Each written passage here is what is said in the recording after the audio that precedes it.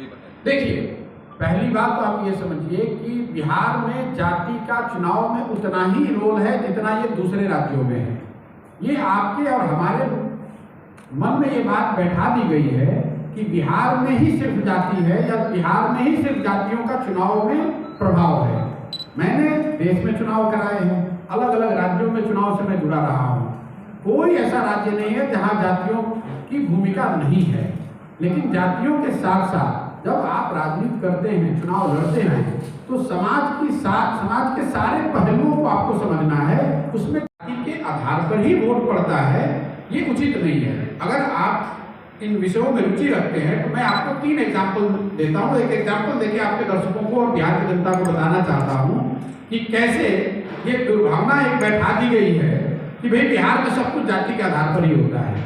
1984 में इसी बिहार में, आप सब पत्रकार हैं, आपको जानकारी होगी और सबको मालूम है कि कांग्रेस की को बड़ी जीत मिली थी। यहाँ पर आपसे पूछा जाएगा कि कांग्रेस क्यों जीती 1984 में, तो आप बताएंगे कि साहब वो इंदिरा जी की डेथ हुई थी और इंदिरा जी के डेथ की वजह से जो सहानुभूति की लहर हुई उसकी वजह से कांग्रेस जीत कर आई।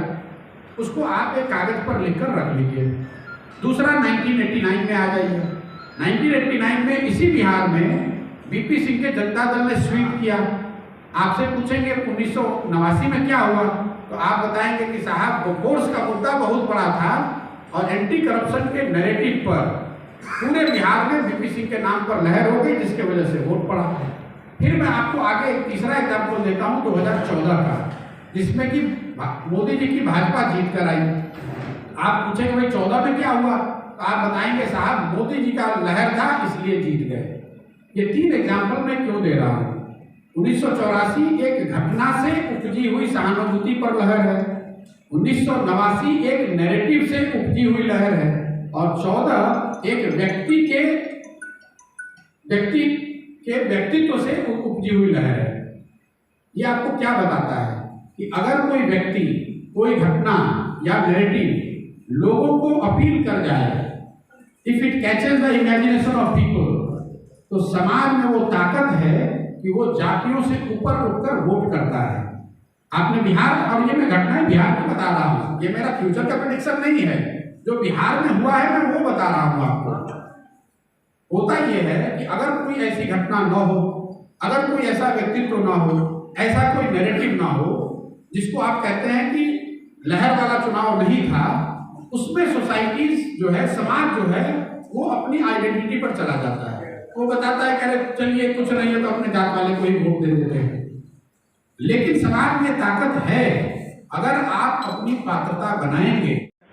आपने कहा सीएम का विकल्प नहीं है, बात सीएम की नहीं, मैंने आपको 70 साल का इतिहास बताया जिसमें 25 से ज्यादा सीएम आए और गए। बिहार तो जहां था वहीं पर है, जहां था उससे भी बदतर हो गया। दूसरे राज्यों के मुकाबले 50 और 60 के दशक में जो राज्य देश का सबसे अग्रणी राज्य था या अग्रणी राज्यों की श्रेणी में था, आज वो देश के सबसे पिछड़े राज्यों में है।